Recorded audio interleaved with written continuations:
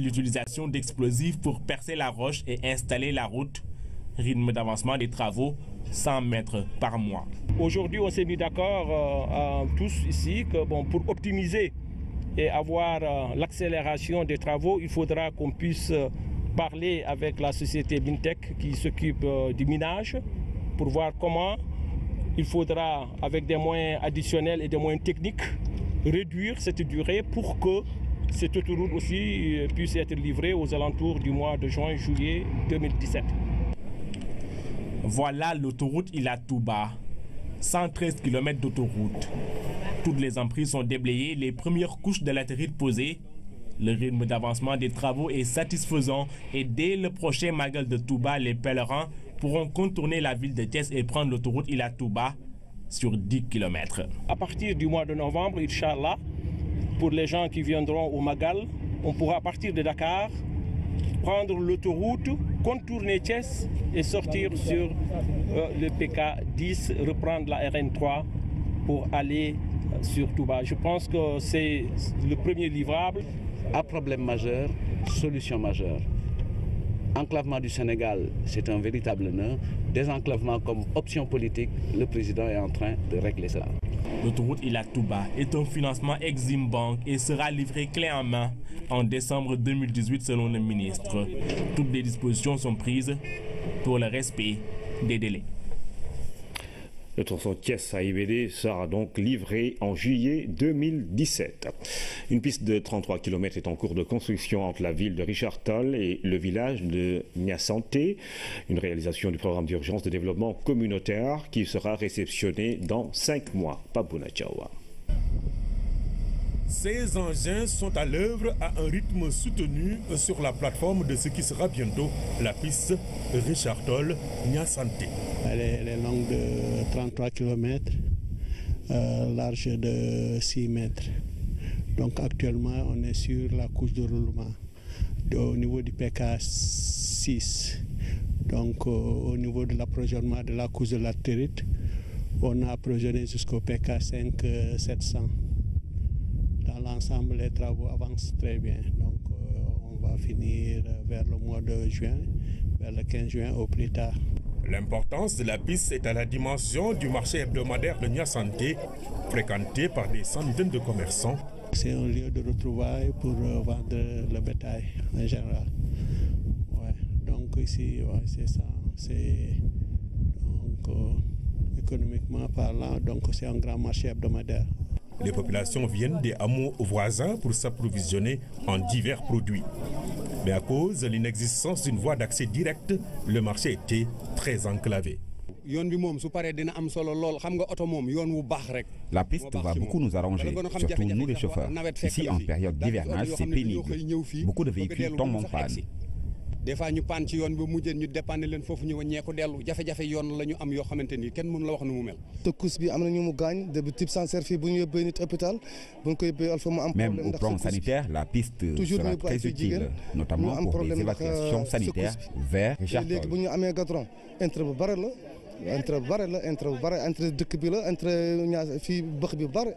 Au-delà des enjeux économiques, les pistes construites par le PUDC dans ces zones permettent aux populations d'être mieux connectées au reste du pays. Le programme de réforme de l'environnement des affaires et de la compétitivité a organisé un atelier de validation technique de sa deuxième phase. Les acteurs de l'administration publique et du secteur privé ont pris part à la rencontre qui devrait aboutir à la mise en place de stratégies qui faciliteraient l'atteinte des objectifs du plan Sénégal émergent. Damsil. Après avoir bouclé la première phase en 2015 avec des résultats très satisfaisants qui atteignent 90% des objectifs, place maintenant à la deuxième phase du programme de réforme de l'environnement des affaires et de la compétitivité. Dans cet atelier de validation technique, plusieurs sujets qui touchent à l'atteinte des objectifs du plan Sénégal émergent ont été abordés. Il y a des besoins de report de certaines mesures. Nous avons toutes les dématérialisations de procédures avec en gestation une charte des téléprocédures que nous n'avons pas finalisée. Voilà le genre de difficultés que nous avons eues. Il s'agit pour nous d'interroger disons, les processus et les procédures pour voir qu'est-ce qui a pu nous retarder, quelles sont nos propres insuffisances qui ont fait que nous n'avons pas pu aller à 100%. Le PREAC, programme de réforme de l'environnement des affaires et de la compétitivité, a pour autre objectif de simplifier et de dématérialiser les procédures administratives, mais aussi d'améliorer le cadre juridique et fiscal. Dans la deuxième phase, quelques réorientations seront faites. Le PREAC permettra de constater des dynamiques territoriales qui répondent à l'acte 3 avec les plateformes d'investissement qui vont être mises dans les régions, avec, disons, l'implication, la prise en compte des chambres de commerce au niveau des régions, avec le secteur privé et ses organisations dynamiques, engagées, responsables. Nous allons améliorer, je le sais, ces taux-là. Le PREAC est une élaboration d'abord avec l'impulsion du secteur privé, avec l'association de l'administration sénégalaise qui sont soumis à la vision du chef de l'État par rapport à son plan du Sénégal émergent. Le programme de réforme de l'environnement des affaires et de la compétitivité réunit des acteurs de l'administration publique et du secteur privé. Il est mis en place par le président de la République pour accompagner le plan Sénégal émergent dans l'atteinte de ses objectifs. La reconstitution du capital semencier de l'arachide mobilise les acteurs de la filière et les pouvoirs publics. Parce que sans semences de qualité, point de production. Pour réussir le programme de multiplication de semences, le gouvernement combine plusieurs stratégies. Mamadou Samambao. Pour réussir le programme de reconstitution du capital semencier de l'arachide, l'État s'appuie sur des organisations de producteurs et des entreprises agricoles. À Kaolack, on va vers la certification des semences produites cette année. Il y a des porteurs de programmes au niveau de la région de Kaolack. Ils ont commencé à prendre leurs attestations d'homologation. Nous avons le rapport de contrôle qui est prêt. Maintenant, avec le rapport de contrôle, on va descendre sur le terrain après la collecte pour prendre des échantillons afin de procéder à l'analyse pour la certification. Parmi les porteurs de ce programme figure le CCPA, cadre de concertation des producteurs d'arachide. Nous avons un programme de plus de 3000 hectares. Donc le nombre de contractuels étant de 1500. Actuellement, compte tenu donc de la faiblesse des homologations, nous attendons pratiquement une collecte de 2000 quelques tonnes, 2500 tonnes environ.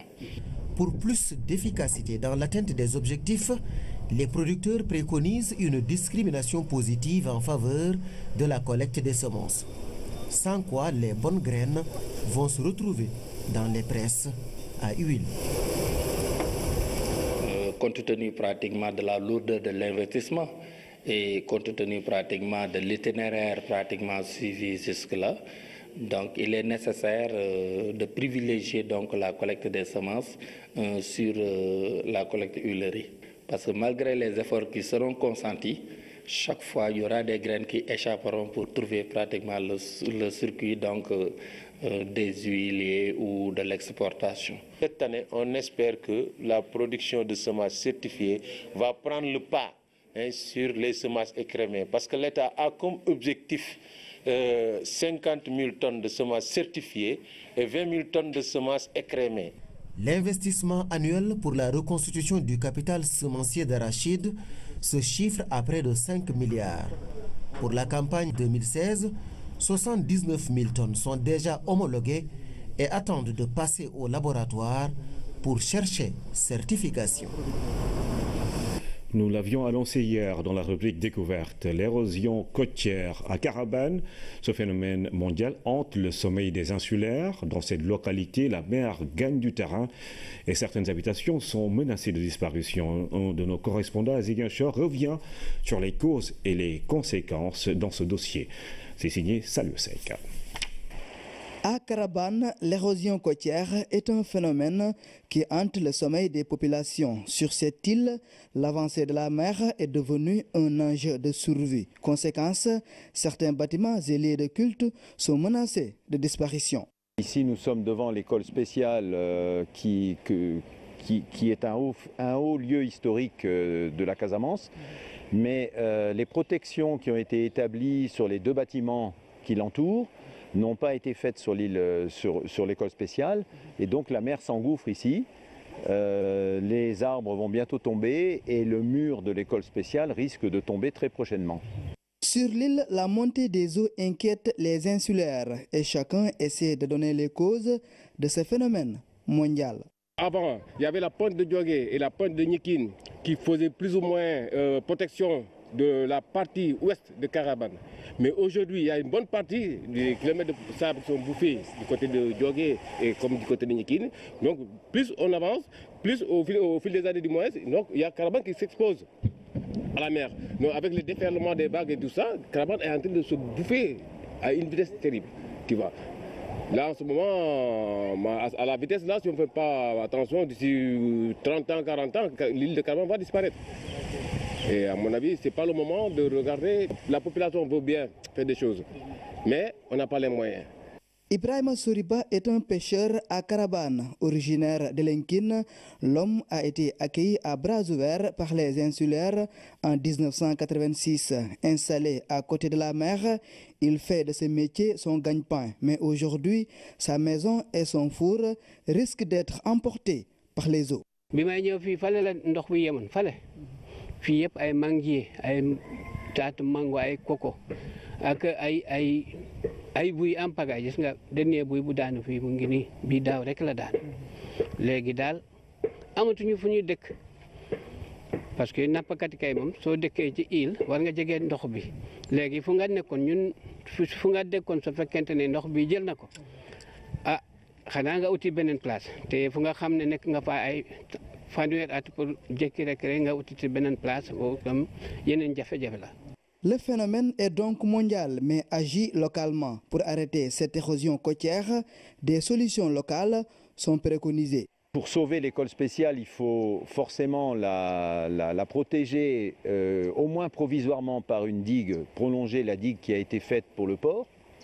Mais évidemment, il faut engager des études avec les universitaires, les scientifiques qui peuvent travailler sur le sujet, qui sont à Ziguinchor, à l'université de Ziguinchor.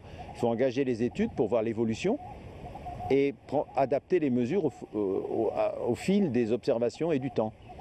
Ainsi, pour éviter une disparition prochaine de Carabane, des mesures préventives sont donc nécessaires. Et ceci pour sauvegarder cette île mémoire qui abrite un pan important de l'histoire coloniale du Sénégal, mais surtout de la région du Sud. Signature du programme exécutif triennal 2017-2019 sino-sénégalais en accord qui devrait permettre une meilleure collaboration entre opérateurs culturels du Sénégal et ceux de la Chine. Philomène Constance Diagne. La signature de ce protocole d'accord du programme exécutif triennal de coopération culturelle est l'aboutissement d'une longue collaboration entre le Sénégal et la Chine. Au-delà de la construction de structures culturelles de haute facture, ce programme va contribuer à consolider les relations entre les deux pays. Dans ce protocole, on a beaucoup de contenu. Par exemple, les visites entre les départements, entre les ministères de la culture des deux pays, et aussi la coopération entre les deux ministères, et sur les échanges entre les établissements culturels, et sur la formation du personnel, et sur les musées, et sur le patrimoine. Chaque année, le Sénégal reçoit des groupes culturels artistiques chinois à l'occasion de la fête du Nouvel An chinois, mais également à l'occasion du passage des troupes des différentes régions ou provinces de la République populaire de Chine. Au moins, c'est 3 ou 4 manifestations que nous recevons presque chaque année. Ça dénote vraiment la profondeur des relations. Tout en saluant cette collaboration dynamique entre Chinoises et Sénégalais, le vice-ministre de la culture chinoise de solliciter un espace pour la construction du centre culturel chinois projeté. Nous sommes en train de voir véritablement l'emplacement de l'infrastructure. Et je crois que M. le ministre a souhaité bénéficier d'un espace qu'ils ont identifié Et nous nous sommes dit que nous allons nous référer à l'avis de monsieur le chef de l'État pour l'acquisition de cet espace. Un équipement d'un montant de 40 millions va être offert au département de Mbagnick-Ndiaye en guise de soutien. Une soirée culturelle sera aussi tenue au Grand Théâtre pour célébrer la fête du printemps chinois avec leurs frères sénégalais. Lire, oui. Pourquoi et quoi? En livre de lecture, afin d'améliorer ses connaissances ou voyager à travers les lignes d'une œuvre littéraire. Cette culture jadis ancrée dans l'enseignement serait-elle en train d'être ensevelie dans les bibliothèques de plus en plus vides du reste? Les puristes le déplorent et c'est le prétexte de la série de reportages que nous vous proposons sur le livre et les générations actuelles. Aminata Mbengfal.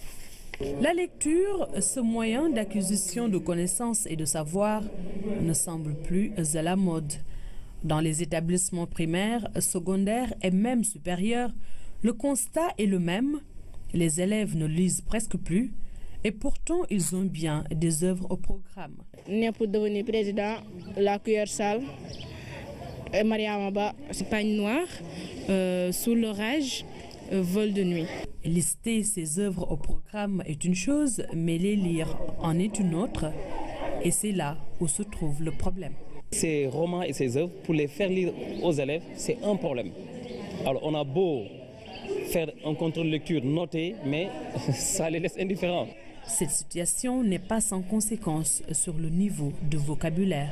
Cette promotion du savoir à travers la lecture, le bon comportement, le discours bien châtié, le choix des mots, un vocabulaire très à propos, sont maintenant laissés en rade dans ce pays et c'est un problème. Il ne s'agit pas simplement des étudiants et des élèves, mais aussi même des dirigeants, des hommes politiques. Mais écoutez le niveau de langue au Sénégal, il est devenu très faible. Dans les bibliothèques scolaires et autres centres de lecture, cette crise se fait sentir. Au centre culturel régional Blaise Senghor, un calme plat règne en cette matinée. Actuellement, les bibliothèques ne reçoivent plus l'afflux de fréquentation qu'elles recevaient il y a quelques années. C'est un constat amer que nous faisons et nous le déplorons aussi. Le problème est que les élèves ne s'intéressent plus tellement à la lecture en tant que telle. C'est une génération née après l'informatique, donc ce qui les intéresse, c'est plutôt l'Internet, c'est l'informatique et ils ne trouvent pas ça à la bibliothèque.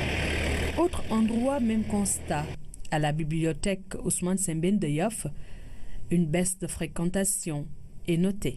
On a un nombre qui est assez souvent à la baisse parce que les élèves ne lisent plus, mais on a une moyenne peut-être une vingtaine, trentaine de personnes. Alors, qu'est-ce qui explique ce désamour de la lecture? D'aucuns pointent du doigt les technologies de l'information et de la communication. C'est l'Internet qui ne permet plus les élèves de lire. Les paresseux, ils partent pour des Facebook, WhatsApp, Viber. Si on va à l'Internet, tout est à notre disposition. Aujourd'hui, l'étudiant, s'il a envie de faire de la recherche, au lieu d'aller lire ou chercher les ouvrages indiqués dans la bibliographie de l'enseignant, mais il préfère aller sur Google, taper. Google, c'est aussi la poubelle des savoirs, hein. On y trouve tout. Hein. Il y a du tout sur l'Internet. L'essentiel est d'en faire bon usage. Pour certains apprenants, le web offre la possibilité de faire ce qu'on appelle la lecture numérique. Sur les téléphones, nous avons des applications comme Wattpad.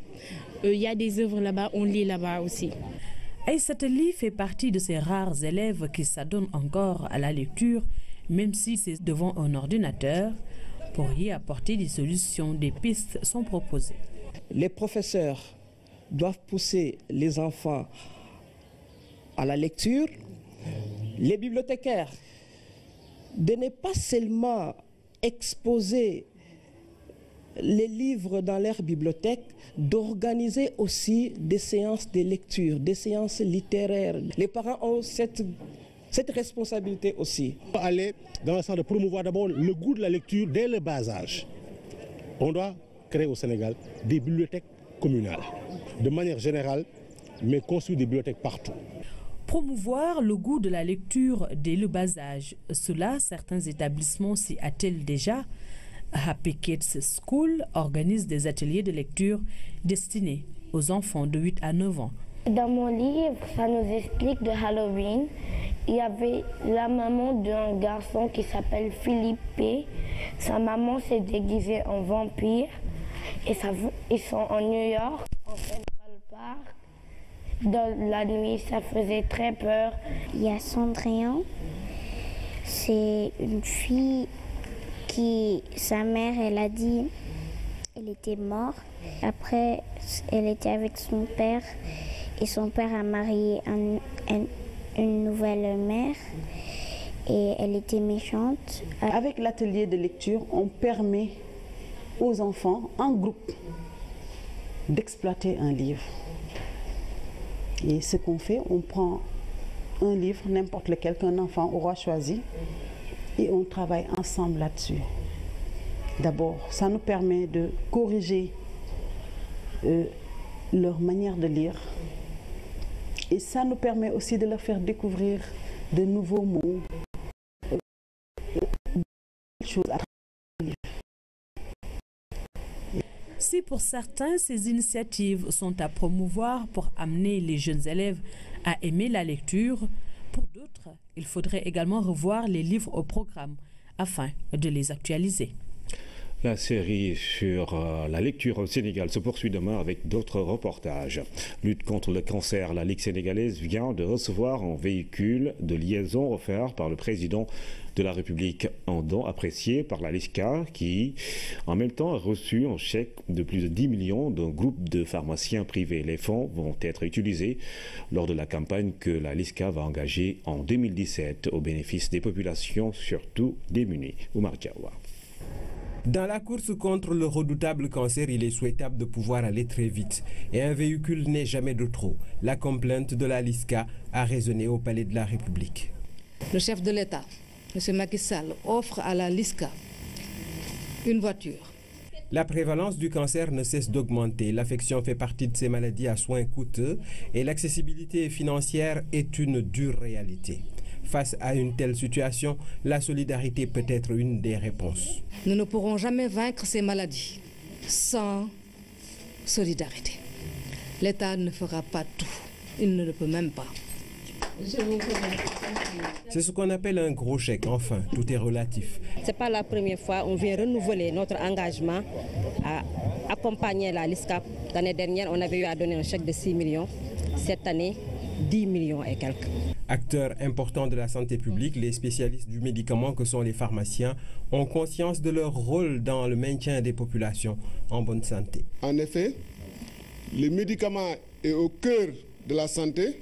Sans pharmacien, nous pouvons dire point de système de santé. Vraiment heureuse pour la population sénégalaise qui va bénéficier de ce don-là, parce que c'est grâce à ce don que la Ligue va dérouler son programme pour 2017. Le cancer reste un véritable défi, surtout pour les pays en développement, où ils partagent le lit avec d'autres maladies vaincues ailleurs. Un double fardeau que des actions de solidarité individuelles ou collectives, étatiques, privées ou civiles, peuvent aider à alléger.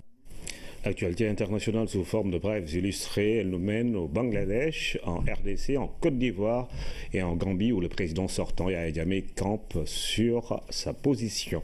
Philomène Constance Diagne. Le bras de fer continue en Gambie entre le président sortant Yahya Jammeh et la communauté africaine. La CEDEAO qui soutient Adama Barrow n'a toujours pas réussi à faire entendre raison. Yahya Jammeh qui demande l'annulation de la cérémonie d'investiture du victorieux des élections présidentielles. Adama Barrow qui se trouve actuellement à Dakar devrait être investi ce jeudi à Banjul. Cependant, rien n'est encore certain à l'issue de cette requête car la Cour suprême n'avait déjà pas pu se réunir la semaine dernière. 16e anniversaire de l'assassinat du président Laurent Désiré Kabila, la République démocratique du Congo commémore. Le procès n'a pas encore été clos selon le tribunal militaire qui avait jugé l'affaire. Près d'une 50aine de personnes ont été arrêtées et croupissent toujours en prison pour défaut de régularité du procès. Les négociations directes sous la médiation de la Conférence épiscopale nationale du Congo demandent de libérer les prisonniers dans dont certains ont même perdu la vie en cellule. Kablan Duncan, investi vice-président de Côte d'Ivoire au palais présidentiel. Il inaugure ce poste créé lors de la réforme constitutionnelle. Un discours d'allégeance à son président Alassane Ouattara après sa nomination officielle. Premier vice-président de l'histoire ivoirienne, Duncan est remplacé à son poste de Premier ministre par Amadou Gon Coulibaly après sa démission le 9 septembre dernier. Kablan devient ainsi le deuxième homme le plus puissant de l'État ivoirien. 26 personnes condamnées à mort pour meurtre politique, 9 autres à des peines de prison. Les faits se sont déroulés en 2014. Nasrul Islam et 5 de ses aides de camp ont été assassinés sur ordre de son rival politique, Nour Hossein. En plus de 2 témoins de la scène, le procès aura duré 1 an et a été suivi par tout le pays. Parmi les condamnés à mort, les commanditaires des meurtres, mais aussi des officiers de l'unité d'élite de la police, dont le gendre de la première ministre, Cher Hassina.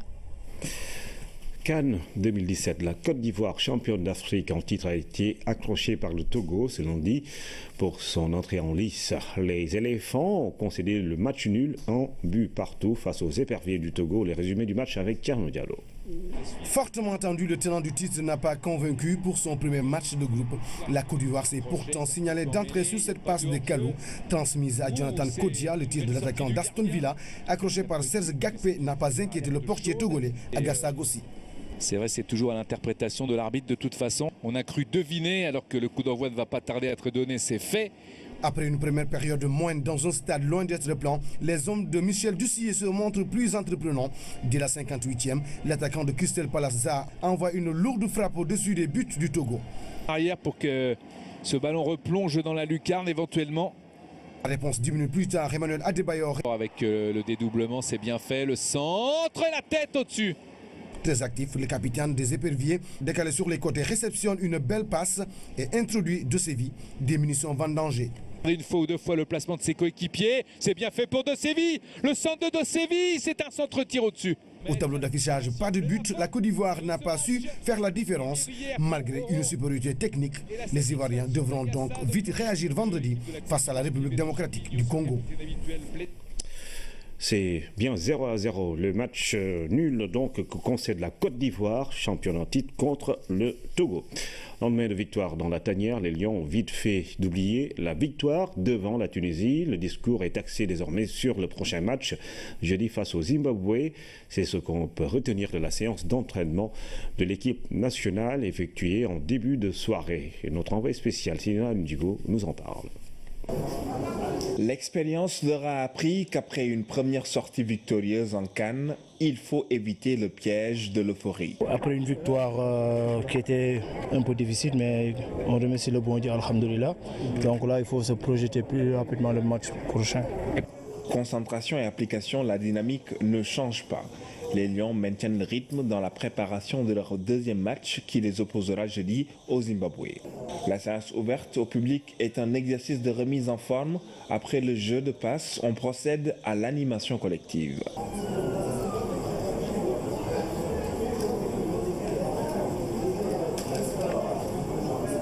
Quant au plan pour défaire les Warriors du Zimbabwe, il sera gardé secret jusqu'au jour du match. Les joueurs savent à quoi s'attendre. Par rapport aux infos que j'ai eues, on m'a dit que c'est une bonne équipe qui nous ressemble. Bon, donc on verra le jour J. Quel est l'état d'esprit du groupe en ce moment? Impeccable. On est une équipe, on est 23, donc ça va vite. On joue tous les 4 jours, donc on a besoin de tout le monde, donc il faut rester concentré et il faut être prêt. Aliou Cissé a jusqu'à jeudi pour peaufiner sa stratégie. Une victoire assurerait au Sénégal une qualification au deuxième tour. La fan zone a refusé du monde ce dimanche lors du match Tunisie-Sénégal. Le comité Alekaza s'est déplacé pour accompagner les nombreux supporters venus pousser les Lions du Sénégal à la victoire. Parmi les invités de marque de la fan zone, le ministre de la Culture, de la Communication et l'ambassadeur de Grande-Bretagne au Sénégal, Thierno Diallo. Les Lions version Romaillon déplumaient les aigles de Carthage pour leur première sortie. Le Sénégal a fait preuve d'un grand réalisme. Dès l'entame à la 8e minute, Sadio Mané introduit Cheikhou Kouyaté. Le sociétaire de West Ham est fauché dans les 16 mètres par Abdenour, le défenseur central tunisien. L'arbitre camerounais indique le point du pénalty. Sadio Mané exécute la sentence. Le joueur de Liverpool bat d'un contre-pied Ayman Matouti. Le Sénégal mène 1-0. Quart d'heure de la pause, le corner joué par Diao Keita Baldé trouve la tête de Karambodj pour la balle du 2-0. Les Lions confortent ainsi leur avantage jusqu'à la mi-temps.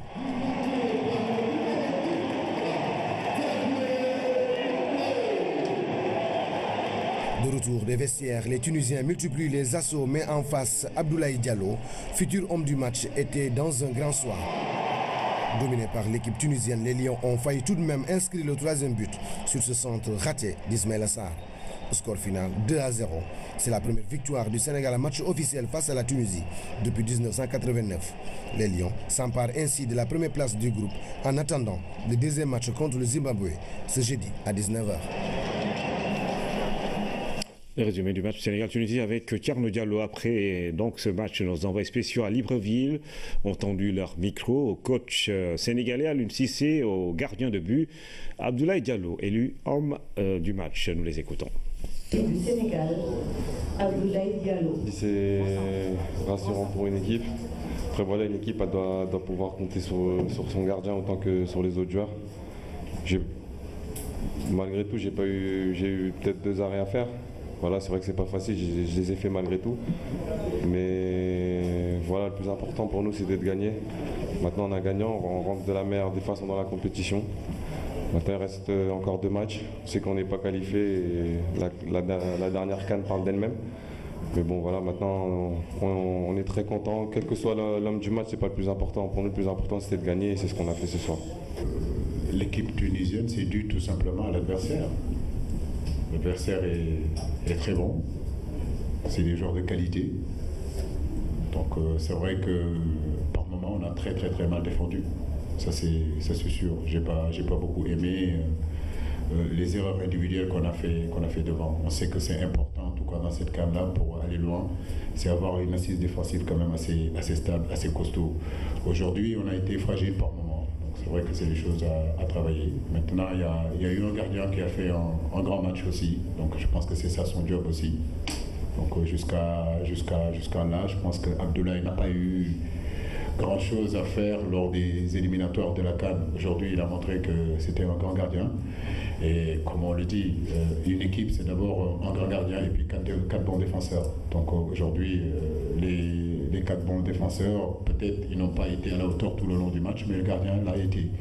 Et c'est tout ça aussi une CAN, en réalité. Il y a des moments, tu peux bien jouer et ne pas gagner. Il y a des moments, tu peux être moyen et gagner. De haut niveau, c'est la gagne. Le reste du groupe est également content de ce premier succès. C'était poussif et laborieux et ils en sont conscients. L'essentiel pour eux, c'était de faire une bonne entrée en matière. Les voici au micro de Elhadj Thierno Dramé. On sait qu'on a été mis en difficulté, il reste pas mal de travail encore à effectuer.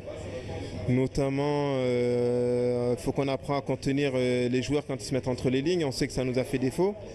Mais bon, l'essentiel c'est d'avoir gagné. C'est toujours bien de gagner son premier match pour envoyer un signal fort lors de cette compétition. On a gagné 2-0, on a été très réaliste. Maintenant on sait que tout n'a pas été parfait. Il va falloir revoir les images justement pour s'appuyer sur ce qu'on a bien fait et surtout gommer les erreurs qu'on a pu faire pendant ce match-là.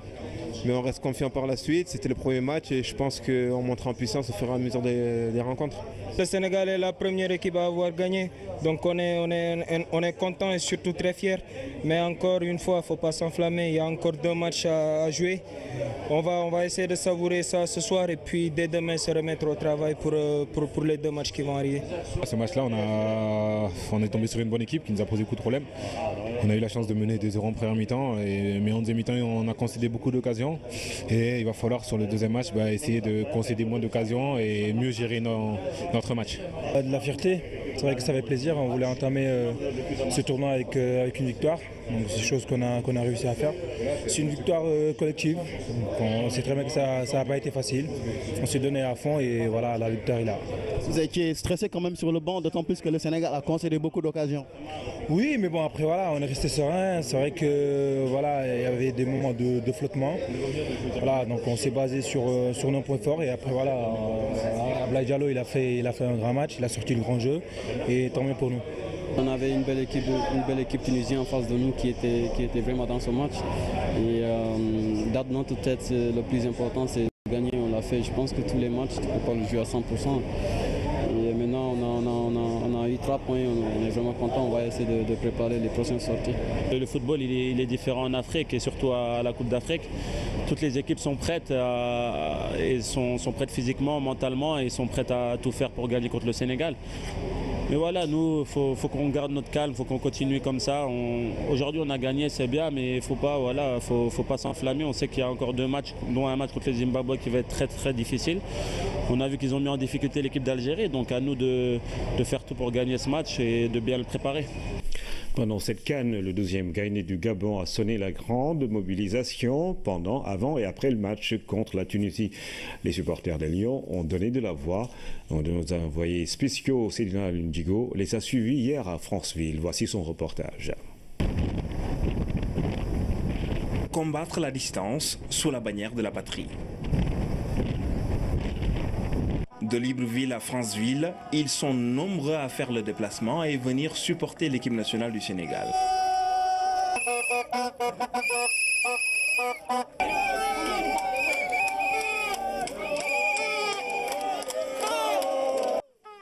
À l'arrivée au QG, on fait monter l'ambiance, on chante, on danse.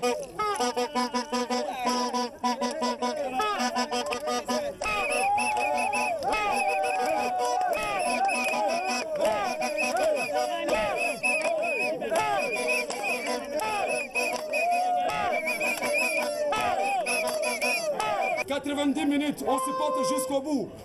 On a beaucoup patienté le trophée là. Tous les grandes équipes ouest-africaines, ils ont pris le trophée. La Côte d'Ivoire, le Ghana, le Nigeria, tous ces mondes. Les Sénégalais ont beaucoup patienté. Inch'Allah, la CAN là c'est pour nous. Inch'Allah. Oui.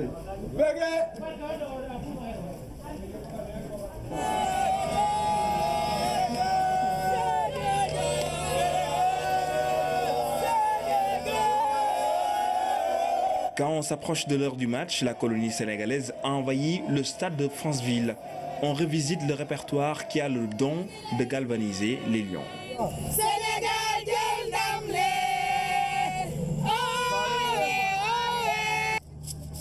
Ils sont de Franceville, Libreville, Dakar, mais aussi d'Abidjan. Celles-là viennent de la lagune Évrier. Elles se préparent pour l'événement depuis longtemps. On est venu supporter notre patrie et Inch'Allah, on va repartir avec cette coupe au Sénégal. Quand on leur pose une question sur les sacrifices consentis, la réponse est claire. Sénégal, Sénégal,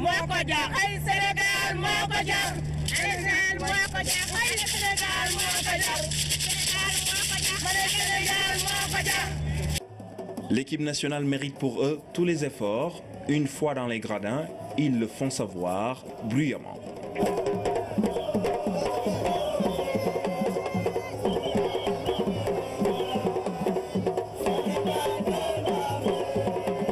À leur soutien, la réponse sur le terrain ne tarde pas. Sadio Mané libère ce beau monde à la 10e minute.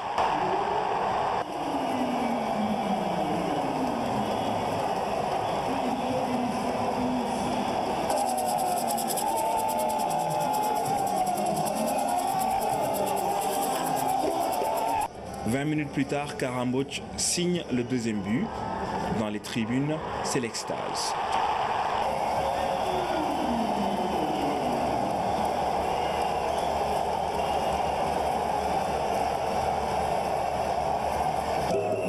« 2-0 à la mi-temps, le reste du match, le 12e Gaïné l'a vécu avec des sueurs froides causées par les multiples occasions de l'équipe adverse. Le Sénégal s'est fait peur, mais termine la partie en vainqueur.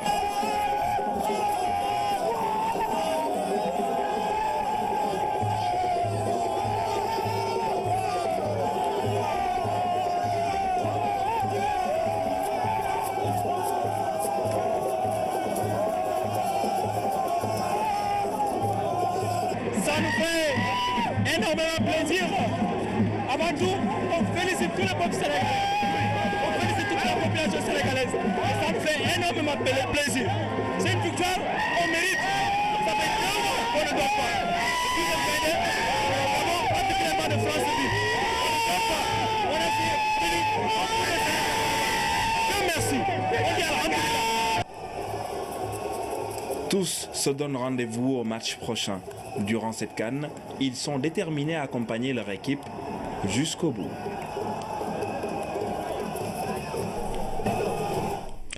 L'ambiance à Colobane, à présent, les supporters étaient aux anges après la victoire des Lions. Joie et satisfaction sont les sentiments les mieux partagés, même s'il y a eu quelques frayeurs. Fatoumata Savané. Première sortie des Lions suivie avec intérêt, anxiété et espoir. Dès les premières minutes de la rencontre, la concentration et le calme plat rythment l'ambiance. Sénégal-Tunisie, la première confrontation des Lions dans cette CAN. Un match vécu avec passion. 9e minute, penalty exécuté et marqué par Sadio Mané. Les Sénégalais jubilent. Nous avons suivi le match avec des jeunes qui croient en leur équipe et qui la supportent ardemment. Maxi bi ñun dañuy dóor ñun gëm lañ loolu quoi ndax ñun ay gaynde lañ yor. ay 3-0 wala 4-0 waaw moom lañ bëgg dañoo bëgg mu gën a bëri nu mu gën a bëree rek mu gën a neex. amagu nañ yaakaar quoi mais nag xam nga Sénégal yaakaar doo jigul daal mais am nañ yaakaar si équipe bii ne. 3e bi la ñuy xaar 3e bi bu dugalee attiré na. 28e minute, sur un corner, Karambo double la mise, c'est l'euphorie.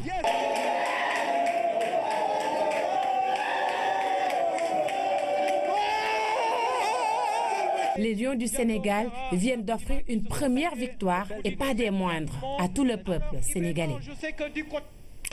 Les contraintes des droits de diffusion de la CAN obligent la RTS à couper le signal à destination de l'étranger et donc de la diaspora. Les droits sont exclusivement terrestres et ne concernent que le territoire sénégalais. Nous exprimons aux compatriotes établis à l'étranger nos sincères regrets pour cette restriction réglementaire et légale indépendante de notre volonté. Mesdames, Messieurs, c'est tout pour cette édition. Merci encore une fois de suivre l'actualité tous les jours sur la première chaîne de télévision sénégalaise.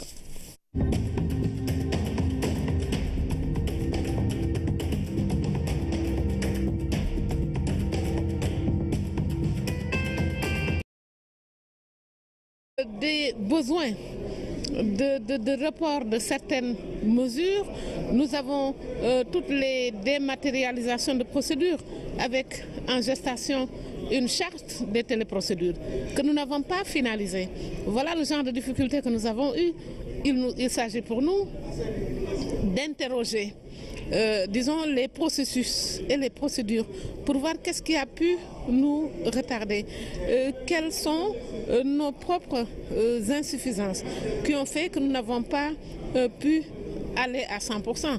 Le PREAC, programme de réforme de l'environnement des affaires et de la compétitivité, a pour autre objectif de simplifier et de dématérialiser les procédures administratives, mais aussi d'améliorer le cadre juridique et fiscal. Dans la deuxième phase, quelques réorientations seront faites.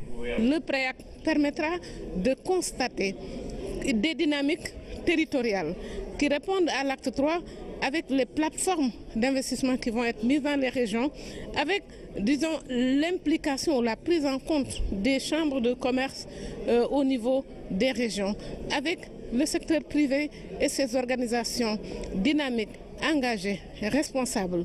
Nous allons améliorer, je le sais, ces taux-là. Le PREAC est une élaboration d'abord avec l'impulsion du secteur privé, avec l'association de l'administration sénégalaise qui sont soumis à la vision du chef de l'État par rapport à son plan du Sénégal émergent. Le programme de réforme de l'environnement des affaires et de la compétitivité réunit des acteurs de l'administration publique et du secteur privé. Il est mis en place par le président de la République pour accompagner le plan Sénégal émergent dans l'atteinte de ses objectifs. La reconstitution du capital semencier de l'arachide mobilise les acteurs de la filière et les pouvoirs publics. Parce que sans semences de qualité, point de production.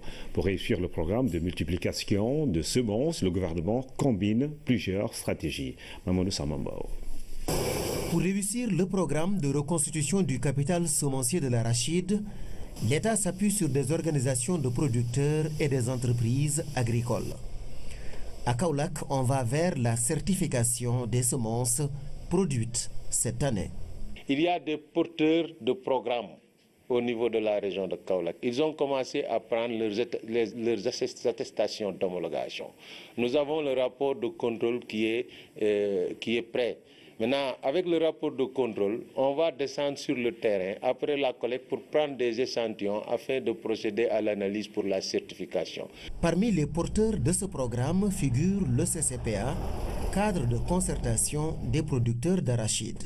Nous avons un programme de plus de 3000 hectares. Donc le nombre de contractuels étant de 1500. Actuellement, compte tenu donc de la faiblesse des homologations, nous attendons pratiquement une collecte de 2000 quelques tonnes, 2500 tonnes environ. Pour plus d'efficacité dans l'atteinte des objectifs, les producteurs préconisent une discrimination positive en faveur de la collecte des semences. Sans quoi les bonnes graines vont se retrouver dans les presses à huile. Compte tenu pratiquement de la lourdeur de l'investissement, et compte tenu pratiquement de l'itinéraire pratiquement suivi jusque-là, donc il est nécessaire de privilégier donc la collecte des semences sur la collecte huilerie. Parce que malgré les efforts qui seront consentis, chaque fois il y aura des graines qui échapperont pour trouver pratiquement le circuit donc, des huiliers ou de l'exportation. Cette année, on espère que la production de semences certifiées va prendre le pas sur les semences écrémées, parce que l'État a comme objectif 50 000 tonnes de semences certifiées et 20 000 tonnes de semences écrémées. L'investissement annuel pour la reconstitution du capital semencier d'arachide se chiffre à près de 5 milliards. Pour la campagne 2016, 79 000 tonnes sont déjà homologuées et attendent de passer au laboratoire pour chercher certification. Nous l'avions alors. L'utilisation d'explosifs pour percer la roche et installer la route. Rythme d'avancement des travaux, 100 mètres par mois. Aujourd'hui, on s'est mis d'accord tous ici que pour optimiser et avoir l'accélération des travaux, il faudra qu'on puisse parler avec la société Bintech qui s'occupe du minage pour voir comment il faudra, avec des moyens additionnels et des moyens techniques, réduire cette durée pour que cette autoroute aussi puisse être livrée aux alentours du mois de juin-juillet 2017. Voilà l'autoroute Ila Touba. 113 km d'autoroute. Toutes les emprises sont déblayées, les premières couches de latérite posées. Le rythme d'avancement des travaux est satisfaisant et dès le prochain Magal de Touba, les pèlerins pourront contourner la ville de Thiès et prendre l'autoroute Ila Touba sur 10 km. À partir du mois de novembre, Inch'Allah, pour les gens qui viendront au Magal, on pourra partir de Dakar, prendre l'autoroute, contourner Thiès et sortir sur le PK10, reprendre la RN3 pour aller sur Touba. Je pense que c'est le premier livrable. Un problème majeur, solution majeure. Enclavement du Sénégal, c'est un véritable nœud. Désenclavement comme option politique, le président est en train de régler cela. L'autoroute Ila Touba est un financement Exim Bank et sera livré clé en main en décembre 2018 selon le ministre. Toutes les dispositions sont prises pour le respect des délais. Le tronçon Thiès-AIBD sera donc livré en juillet 2017. Une piste de 33 km est en cours de construction entre la ville de Richard Toll et le village de Niassanté. Une réalisation du programme d'urgence de développement communautaire qui sera réceptionné dans 5 mois. Pabouna Tchawa. Ces engins sont à l'œuvre à un rythme soutenu sur la plateforme de ce qui sera bientôt la piste Richard Toll Niassanté. Elle est longue de 33 km, large de 6 mètres. Donc actuellement, on est sur la couche de roulement au niveau du PK6. Donc au niveau de l'approvisionnement de la couche de latérite, on a approvisionné jusqu'au PK5 700. Dans l'ensemble, les travaux avancent très bien. Donc on va finir vers le mois de juin, vers le 15 juin au plus tard. L'importance de la piste est à la dimension du marché hebdomadaire de Niassanté, fréquenté par des centaines de commerçants. C'est un lieu de retrouvailles pour vendre le bétail en général. Ouais.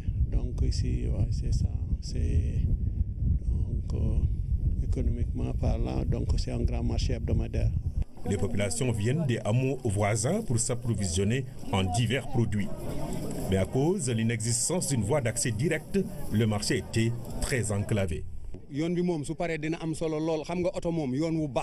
La piste va beaucoup nous arranger, surtout nous les chauffeurs. Ici, en période d'hivernage, c'est pénible. Beaucoup de véhicules tombent en panne.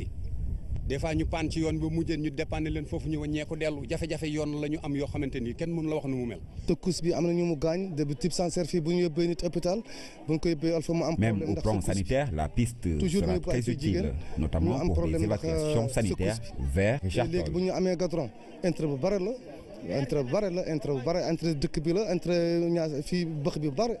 Au-delà des enjeux économiques, les pistes construites par le PUDC dans ces zones permettent aux populations d'être mieux connectées au reste du pays. Le programme de réforme de l'environnement des affaires et de la compétitivité a organisé un atelier de validation technique de sa deuxième phase. Les acteurs de l'administration publique et du secteur privé ont pris part à la rencontre qui devrait aboutir à la mise en place de stratégies qui faciliteraient l'atteinte des objectifs du plan Sénégal émergent. Damsil. Après avoir bouclé la première phase en 2015 avec des résultats très satisfaisants qui atteignent 90% des objectifs, place maintenant la deuxième phase du programme de réforme de l'environnement des affaires et de la compétitivité. Dans cet atelier de validation technique, plusieurs sujets qui touchent à l'atteinte des objectifs du plan Sénégal émergent ont été abordés. Il y a annoncé hier dans la rubrique découverte, l'érosion côtière à Carabane. Ce phénomène mondial hante le sommeil des insulaires. Dans cette localité, la mer gagne du terrain et certaines habitations sont menacées de disparition. Un de nos correspondants à Ziguinchor revient sur les causes et les conséquences dans ce dossier. C'est signé Salio Sek. À Carabane, l'érosion côtière est un phénomène qui hante le sommeil des populations. Sur cette île, l'avancée de la mer est devenue un enjeu de survie. Conséquence, certains bâtiments et lieux de culte sont menacés de disparition. Ici, nous sommes devant l'école spéciale qui est un haut lieu historique de la Casamance. Mais les protections qui ont été établies sur les deux bâtiments qui l'entourent n'ont pas été faites sur l'île, sur l'école spéciale, et donc la mer s'engouffre ici. Les arbres vont bientôt tomber et le mur de l'école spéciale risque de tomber très prochainement. Sur l'île, la montée des eaux inquiète les insulaires et chacun essaie de donner les causes de ce phénomène mondial. Avant, il y avait la pointe de Diogué et la pointe de Nikin qui faisaient plus ou moins protection de la partie ouest de Carabane. Mais aujourd'hui, il y a une bonne partie des kilomètres de sable qui sont bouffés du côté de Diogué et comme du côté de Nikin. Donc plus on avance, plus au fil des années du moins, donc il y a Carabane qui s'expose à la mer. Donc avec le déferlement des vagues et tout ça, Carabane est en train de se bouffer à une vitesse terrible. Tu vois. Là, en ce moment, à la vitesse là, si on ne fait pas attention, d'ici 30 ans, 40 ans, l'île de Carabane va disparaître. Et à mon avis, ce n'est pas le moment de regarder. La population veut bien faire des choses, mais on n'a pas les moyens. Ibrahima Soriba est un pêcheur à Carabane. Originaire de Lenkin, l'homme a été accueilli à bras ouverts par les insulaires en 1986. Installé à côté de la mer, il fait de ce métier son gagne-pain. Mais aujourd'hui, sa maison et son four risquent d'être emportés par les eaux.